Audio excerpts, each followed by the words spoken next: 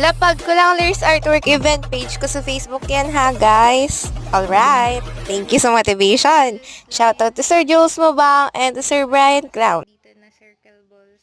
Medyo boring siya. Ingay ko, no? Nakaka-good vibes kasi yung machat ka ng isang kaibigan tapos ang lupit ng paniniwala sa talent mo.